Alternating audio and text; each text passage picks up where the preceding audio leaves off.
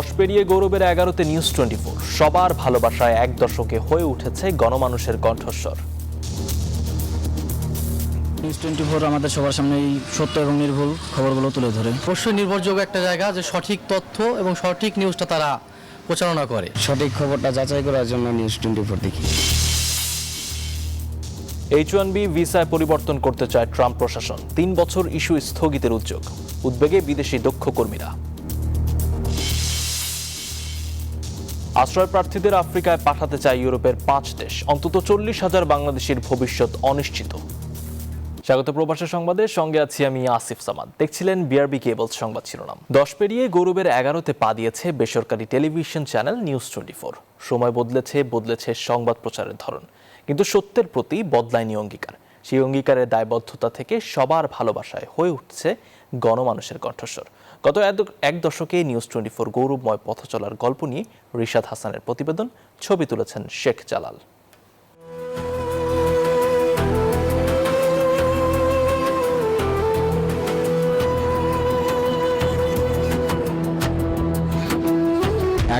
এটি শুধু একটি সংখ্যা নয়, এটি সময়ের মাপকাঠি, প্রতিশ্রুতির ধারাবাহিকতা, বিশ্বাসের আরেক নাম।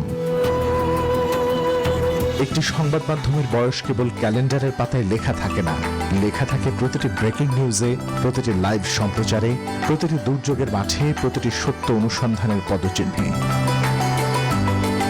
11 বছরে বদলেছে প্রযুক্তি, বদলেছে সংবাদ পরিবেশনের ভাষা, বদলেছে দর্শকের অভ্যাস, কিন্তু বদলায়নি একটা বিষয়, সত্যের প্রতি অঙ্গীকার। বিশ্বজুড়েই কিন্তু গণমাধ্যম এক ধরনের রূপান্তর প্রক্রিয়ার মধ্য দিয়ে যাচ্ছে। পাশাপাশি আছে নানা রকম গুজব, গুঞ্জন, অপতথ্য, কিন্তু এর মধ্যেই কিন্তু নিউজ 24 বস্তুনিষ্ঠ সত্য সংবাদ প্রকাশ করে দর্শকের হৃদয় জয় করেছে। রাজনীতি, অর্থনীতির পাশাপাশি গণমানুষের যে ভোগান্তি, দুঃখ, দুর্দশা, সেগুলো তুলে ধরে নিউজ 24 সমাজের দর্পণ হিসেবে কাজ করছে। কারণ কি? কারণ একটাই, কারণ আমাদের দায়বদ্ধতা বাংলাদেশের প্রতি, বাংলাদেশের জনগণের প্রতি।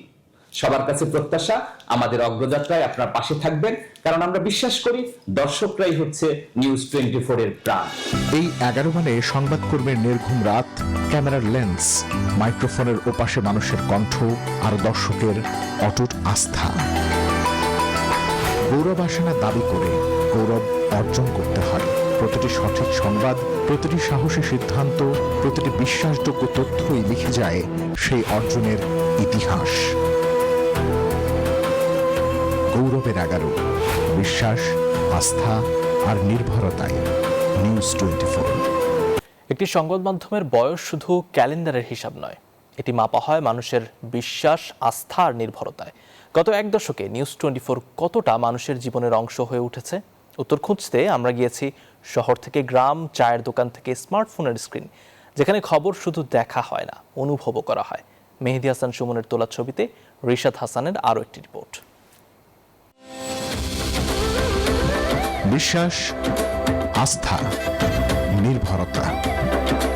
সংবাদের প্রকৃত মূল্য তখনই তৈরি হয় যখন সেটা শুধু শহরের নয়, ভাষা হয়ে ওঠে মাটি ও মানুষের।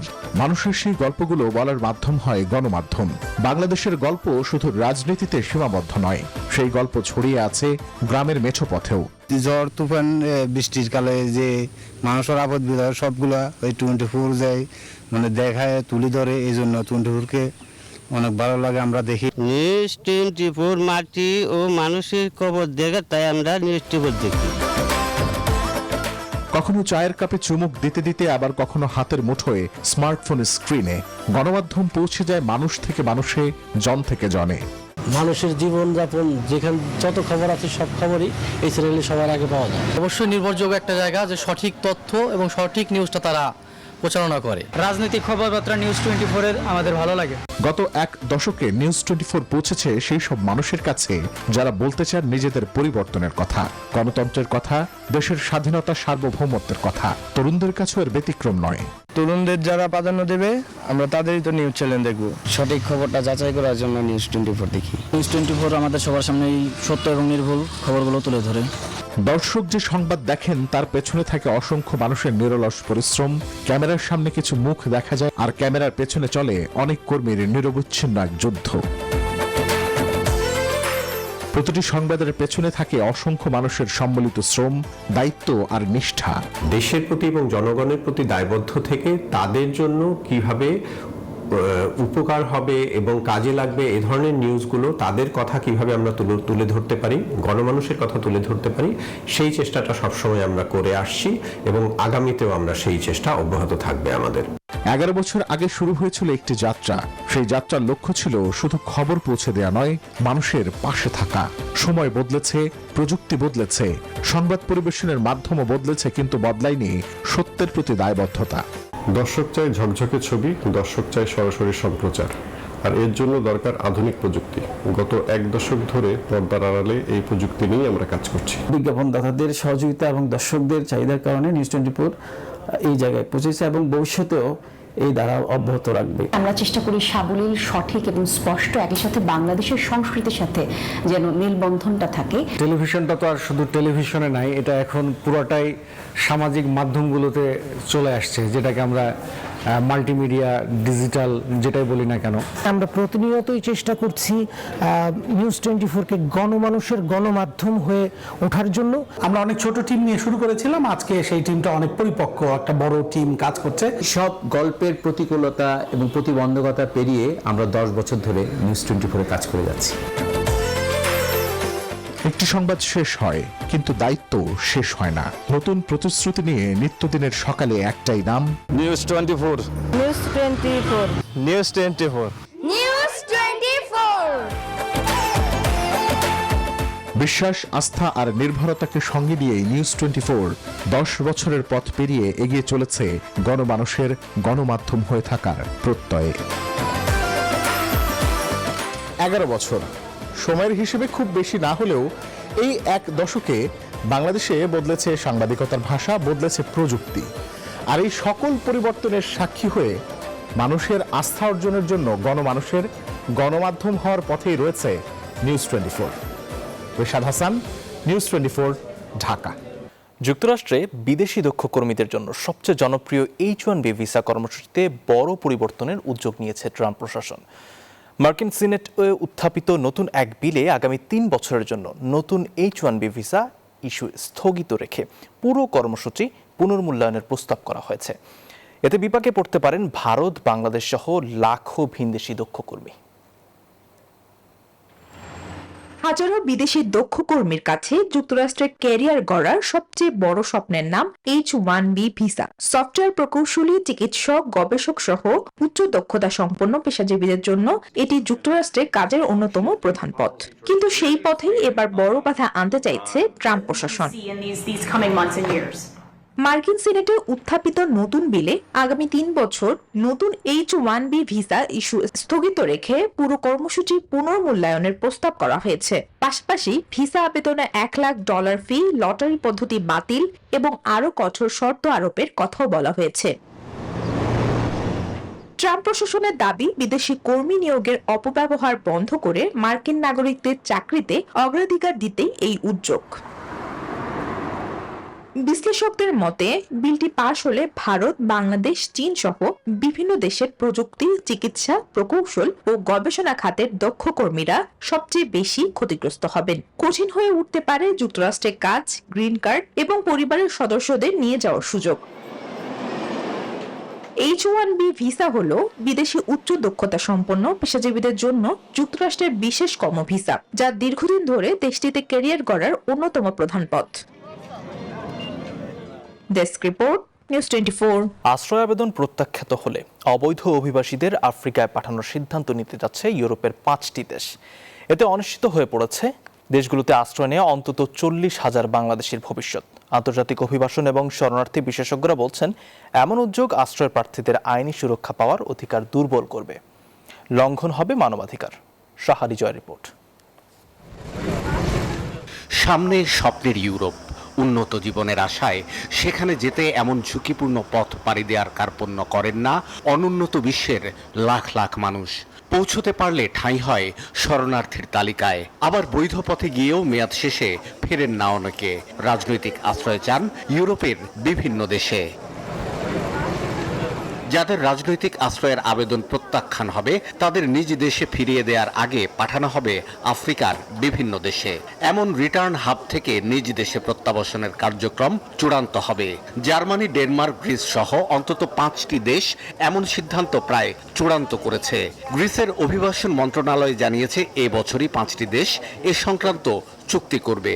এমন সংবাদে উদ্বিগ্ন ইউরোপে থাকা রাজনৈতিক আশ্রয় প্রার্থীরা। পুরো প্রক্রিয়াতে এখানে আইন কানুন মানবাধিকার সেই বিষয়গুলো যেন লঙ্ঘন না হয় সেটা নিশ্চিতভাবে ইউরোপের উচিত সেইগুলো যেমন নিশ্চিত করা। সত্যি সত্যি যদি কেউ বিপদে পড়ে আশ্রয় প্রার্থনা করে তার বিষয়টা যেন মানবিকভাবে দেখা হয় সেটাও নিশ্চয়ই আমরা আশা করি ইউরোপ বিবেচনা করবে। যারা শরণার্থী হিসেবে আশ্রয় প্রার্থী হন তাদেরকে জোরপূর্বক কোনো দেশেই পাঠিয়ে দেওয়ার কোনো অধিকার কোনো রাষ্ট্রের নাই। আন্তর্জাতিক নিয়মের মধ্যে এটা পড়ে না। যদি পড়ে তাহলে কোনো রাষ্ট্র বা ব্যক্তিও ওই রাষ্ট্রের বিরুদ্ধে তার একটা অবস্থান নিয়ে আন্তর্জাতিক আইনেরও শরণাপন্ন হতে পারে। ইউরোপে বাংলাদেশিদের আশ্রয়ের আবেদন গ্রহণের হার মাত্র 3 থেকে 4%। তাই প্রত্যাখ্যাতদের তৃতীয় দেশে পাঠানোর সিদ্ধান্ত হলে তা হবে এক ধরনের মানবতা বিরোধী কর্মকাণ্ড বলছেন বিশ্লেষকরা। এটা নিশ্চয়ই ওই ইউরোপিয়ান দেশগুলোর একটা তাদের সাথে একটা দ্বিপাক্ষিক আলোচনা বা একটা সমঝোতা আছে যে যদি এরকম ভাবে পাঠানো হয় তাহলে তারা কি সুরক্ষা পাবে। তবে সেক্ষেত্রে ওই ব্যক্তিরও অধিকার থাকবে যে বুঝে নেওয়া যে ওই দেশে তাকে যে যেতে বলা হচ্ছে তিনি জেনে বুঝে যাবেন। এখানে জোরপূর্বক তাকে পাঠাতে গেলেই কিন্তু সেটা একটা আইনি জটিলতার মধ্যে তৈরি হবে এবং তার মানবাধিকার লঙ্ঘন তখন হবে। তারা বলছেন এমন উদ্যোগ বাস্তবায়ন হলে সামগ্রিক অভিবাসন ব্যবস্থাপনায় নেতিবাচক প্রভাব পড়তে পারে। শাহ আলী জয়, নিউজ 24, ঢাকা। সরকারি সফরে মালদ্বীপে অবস্থানরত বাংলাদেশের পররাষ্ট্রমন্ত্রী ডক্টর খলিলুর রহমান রাজধানী মালের বাংলাদেশ হাই কমিশন পরিদর্শন করেছেন। এ সময় তিনি হাই কমিশনের কর্মকর্তা কর্মচারীদের সঙ্গে মত বিনিময় সভায় অংশ নিয়ে প্রবাসী বাংলাদেশিদের কল্যাণ, কনসিউলার সেবার মানোন্নয়ন, শ্রমবাজার সম্প্রসারণ এবং নিরাপদ অভিবাসন নিশ্চিত করার উপর গুরুত্ব আরোপ করেন। পাশাপাশি প্রবাসীদের জন্য সরকারি সেবাকে আরও সহজ, দ্রুত ও কার্যকর করতে সংশ্লিষ্ট কর্মকর্তাদের প্রয়োজনীয় দিক নির্দেশনা দেন। এর আগে পররাষ্ট্রমন্ত্রী মালদ্বীপ সরকারের উচ্চ পর্যায়ের প্রতিনিধিদের সঙ্গে একাধিক বৈঠক এবং বিভিন্ন রাষ্ট্রীয় কর্মসূচিতে অংশ নেন। প্রায় এক যুগের অপেক্ষার অবসান। যুক্ত শোয়ের প্রায় 12 বছর পর চট্টগ্রামে ভিত্তিপ্রস্তরে স্থাপন হলো বহুল প্রত্যাশিত চায়না অর্থনৈতিক ও শিল্প অঞ্চলের। কর্ণফুলী নদী ও টানেলের কাছে প্রায় 800 একর জায়গা জুড়ে গড়ে উঠছে এই শিল্পাঞ্চল। প্রায় 4000 কোটি টাকা ব্যয়ের এই প্রকল্প শেষ হবে 2031 সালে। এ উপলক্ষে আয়োজিত অনুষ্ঠানে অর্থমন্ত্রী বলেন, এই প্রকল্পে $1 বিলিয়ন বিনিয়োগ আসবে। কর্মসংস্থান হবে 1 লাখ মানুষের। বাংলাদেশ চীন অর্থনৈতিক সহযোগিতায় নতুন অধ্যায়ের সূচনা। চট্টগ্রামের আনোয়ারায় কর্ণফুলী নদীর তীর ঘেঁষে গড়ে তোলা হচ্ছে চায়না অর্থনৈতিক অঞ্চল। 800 একর জায়গা জুড়ে নির্মিতব্য এই অঞ্চল কর্ণফুলী টানেলেরও খুব কাছে। 4000 কোটি টাকা ব্যয়ে বাস্তবায়নাধীন এই প্রকল্প 2031 সালের মধ্যে শেষ করতে চায় সরকার। মঙ্গলবার প্রকল্পের ভিত্তিপ্রস্তর স্থাপন অনুষ্ঠানে চীনের রাষ্ট্রদূত বলেন, গত মাসে প্রধানমন্ত্রী তারেক রহমানের চীন সফরের মাধ্যমে দুই দেশের সম্পর্ক নতুন উচ্চতায় পৌঁছেছে। তার আশা আগামী 18 মাসের মধ্যে এখানে প্রথম কারখানার উৎপাদন শুরু হবে। বলেন, এখানে উৎপাদিত পণ্য রপ্তানি হবে বিশ্ববাজারে, কাঁচামাল সরবরাহ করা হবে দেশের শিল্প খাতেও।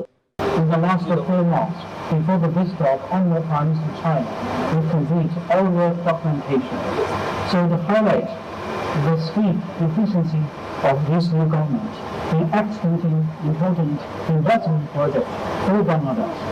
এই সময় অর্থমন্ত্রী বলেন, 2034 সালের মধ্যে $1 ট্রিলিয়ন অর্থনীতি হবে বাংলাদেশ। দেশের শেয়ার বাজারেও চীনা বিনিয়োগের আহ্বান জানান তিনি। I think it's also the testament of present government's vision and aspiration to welcome the investment in Bangladesh. বিনিয়োগকারীদের সর্বোচ্চ নিরাপত্তা ও প্রয়োজনীয় নীতিগত সহায়তা দেওয়ার আশ্বাস দেন স্বরাষ্ট্রমন্ত্রী। It's not just the start of construction. It is the founding of lasting economic bridge between Bangladesh and China. বিশ্লেষকদের মতে নির্ধারিত সময়ে এই প্রকল্প বাস্তবায়িত হলে এটি চট্টগ্রাম সহ দেশের শিল্পায়ন, কর্মসংস্থান এবং বৈদেশিক বিনিয়োগে বড় ভূমিকা রাখবে। Desk report, news 24। ইতালিতে অবৈধভাবে রেসিডেন্স পারমিট পাইয়ে দেওয়ার অভিযোগে দেশটির 10টি বিভাগীয় শহরে অভিযান চালিয়ে 22 জনের বিরুদ্ধে সতর্কতামূলক ব্যবস্থা নিয়েছে আইন শৃঙ্খলা বাহিনী। স্থানীয় সময় সোমবার দেশটির দক্ষিণাঞ্চলের শহর সালের্নো জেলা অ্যান্টি মাফিয়া প্রসিকিউটরের নির্দেশে ক্যারিবিয়ান পুলিশ এবং ফিনেন্স গার্ড পুলিশ দেশটির সালের্নো, নাপোলি, আভিল্লিনো, বেনেভেন্তো সহ বেশ কিছু স্থানে অভিযান পরিচালনা করে। এ সময় 22 জনের মধ্যে 18 জনকে গৃহবন্দী এবং 4 জনকে নিয়মিত থানায় হাজিরা দেওয়ার নির্দেশ দিয়েছেন সালের্নোর তদন্তকারী বিচার আদালত। তদন্তকারী সংস্থার অভিযোগ, অভিযুক্তরা একটি আন্তর্জাতিক অপরাধী চক্রের মাধ্যমে অবৈধ অভিবাসনে সহায়তা করছিল। বাংলাদেশ ব্যাংকের নতুন সিদ্ধান্ত, অফশোর ব্যাংকিং ইউনিট বা ওবিইউর আওতায় প্রবাসীরা খুলতে পারবেন অনিবাসী বিনিয়োগযোগ্য টাকা হিসাব। এছাড়া দেশে বিনিয়োগ ও অর্থ ব্যবস্থাপনায় মিলবে নতুন সুযোগ। বিদেশে থেকেও বিদেশি মুদ্রায় করতে পারবেন লেনদেন। বিদেশে উপার্জনের প্রায় সব টাকাই দেশে পাঠিয়ে দিয়ে থাকেন বেশিরভাগ প্রবাসী, কিন্তু জরুরি প্রয়োজনে অনেক সময় নিজেরাই অর্থ সংকটে পড়েন। সংশ্লিষ্টদের মতে নতুন এই ব্যবস্থা প্রবাসীদের জন্য অনেক উপকার হবে। দেশে বিনিয়োগও করা যাবে, আবার প্রয়োজন হলে বিদেশেও অর্থ ব্যবহার করা যাবে। পরীক্ষার প্রশ্নপত্র ফাঁস রুখতে লোকসভায় সংশোধনী বিল 2026 পেশ করেছেন ভারতের কেন্দ্রীয় মন্ত্রী ডক্টর জিতেন্দ্র সিংহ। মূলত 2024 সালের পাবলিক এক্সামিনেশন আইন সংশোধন করে তুলতেই সোমবার বিলটি উত্থাপন করা হয়েছে বলে দাবি সরকারি দলের। বিলটি উত্থাপনের পরই বিরোধী দলের সদস্যরা স্লোগান আর হট্টগোল শুরু করেন। স্পিকার সদস্যদের হট্টগোল না করে আলোচনায় অংশ নেওয়ার আহ্বান জানান। তিনি জানান, বিলটি নিয়ে বিতর্কে সব দলকেই পর্যাপ্ত সময় দেওয়া হবে। তবুও গোলমাল না থামায় লোকসভার কার্যক্রম মুলতবি ঘোষণা করেন। প্রশ্নফাঁস কেলেঙ্কারির পর ভারতের পরীক্ষা ব্যবস্থায় বড় ধরনের সংস্কারের উদ্যোগ নিয়েছে দেশটির ক্ষমতাসীন নরেন্দ্র মোদীর সরকার। ন্যাশনাল টেস্টিং এজেন্সির এনটিএ কাঠামোগত সংস্কার এবং প্রশ্ন ফাঁস ঠেকাতে 6 সদস্যের একটি উচ্চ ক্ষমতা সম্পন্ন টাস্ক ফোর্স গঠন করা হয়েছে।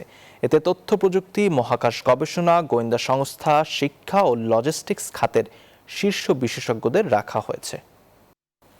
কেন্দ্রীয় শিক্ষামন্ত্রী ধর্মেন্দ্র প্রধানের পদত্যাগের ককরোচ জনতা পার্টির আন্দোলন স্থগিত হলেও পশ্চিমবঙ্গে কমেনি রাজনৈতিক উত্তাপ।